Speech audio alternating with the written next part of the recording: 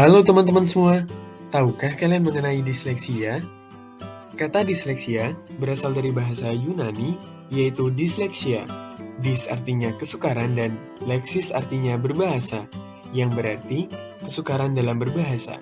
Secara sederhana, disleksia merupakan kesukaran belajar spesifik yang bersifat neurodevelopmental dan dapat mempengaruhi kemampuan belajar seseorang, yang mana seseorang memiliki hambatan atau ketidakmampuan belajar dalam membaca, mengeja, atau memahami bacaan.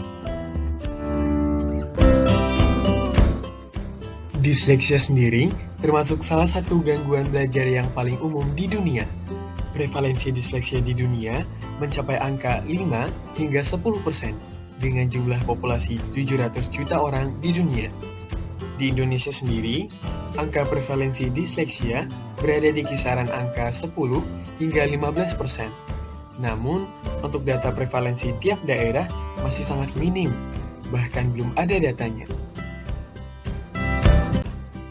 Terdapat beberapa jenis disleksia, di antaranya disleksia dysponesia, disleksia dysnemkinesia, dan disleksia dyseidesia. Mari kita bahas satu persatu. Disleksia dysponesia ditandai dengan susahnya mengucapkan kata-kata serta bahasa asing.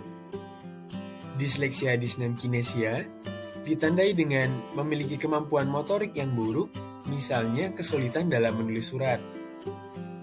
Disleksia dyseidesia ditandai dengan kesulitan untuk menguraikan kata atau kalimat tertulis serta memiliki kesulitan dalam mengetahui kata-kata dengan suara. Secara fisik, anak dengan disleksia sama saja dengan anak-anak lainnya. Mereka hanya memiliki kesulitan dalam hal bahasa, seperti kesulitan dalam membaca dan mengeja, kesulitan dalam mengingat alfabet, sudah membaca berulang-ulang namun hanya dapat memahami sedikit dari yang telah dibaca, keterlambatan dalam menulis, serta sulit berkonsentrasi.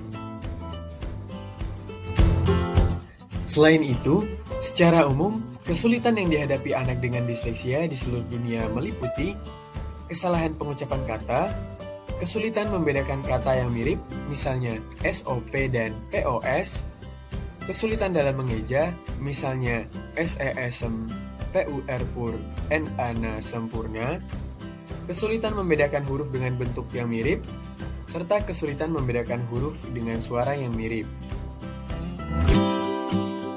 Penelitian yang dilakukan oleh Gustini Yangsi dan tim tahun 2018 terhadap anak dengan disleksia di Sumatera Utara menemukan bentuk-bentuk kesulitan dalam membaca dan memahami kata-kata, yaitu kesalahan pengucapan seperti sepatu dibaca panu, kuda dibaca luda, dan lain-lain. Kesulitan membedakan kata dengan pengucapan yang mirip, seperti lampu dan bambu yang sama-sama diucapkan lamu. Kesalahan dalam memahami kata dengan pengucapan yang mirip, seperti tidak dapat membedakan 17 dan 70, serta kesulitan dalam memahami dan mengingat kalimat yang panjang dalam waktu yang singkat. Nah, karena disleksia muncul akibat faktor genetik, mencegah disleksia secara total adalah hal yang hampir tidak bisa dilakukan. Namun tentunya, dengan diagnosis dini dan penanganan yang tepat, orang tua bisa meminimalisasi resiko kesulitan belajar dan juga perkembangan anak. Penanganan yang dapat dilakukan oleh orang tua untuk anak dengan disleksia yaitu mengenali dan memahami sejak dini bahwa anak mengalami disleksia, membimbing dan membantu anak sejak dini dengan membacakan buku yang menarik dan sesuai dengan minat anak secara rutin, membujuk anak secara halus untuk membaca buku dan mendiskusikan isi dari buku tersebut dengan cara yang menyenangkan. Kemudian memberikan support yang penuh dan mendorong anak untuk terus ingin membaca. Dan tentunya membantu anak untuk dapat tetap memaksimalkan potensi dirinya dengan memfasilitasi anak dengan minat, passion, kecerdasan, atau kelebihan anak di samping disleksia yang ia miliki. Selain orang tua, sekolah juga dapat memberikan kontribusi dalam penanganan terhadap penyandang disleksia. Sekolah dapat memberikan intervensi edukasi dalam pembelajaran berupa memberikan perhatian yang cukup untuk memenuhi kebutuhan khusus anak dengan disleksia. anak dengan disleksia dapat ditempatkan pada baris depan kelas dalam jangkauan pandangan guru untuk mempermudah anak dan guru untuk saling berinteraksi, serta memudahkan guru untuk dapat segera apabila anak membutuhkan bantuan khusus. Dan terakhir, sekolah dapat menyusun strategi belajar yang inklusif dan mudah bagi anak dengan disleksia, seperti membentuk mekanisme pembelajaran kelas kecil yang terdiri dari 10 siswa dan 2 guru dibandingkan dengan kelas besar.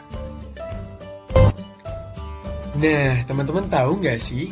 Berikut merupakan beberapa tokoh terkenal dunia yang gak disangka-sangka memiliki disleksia.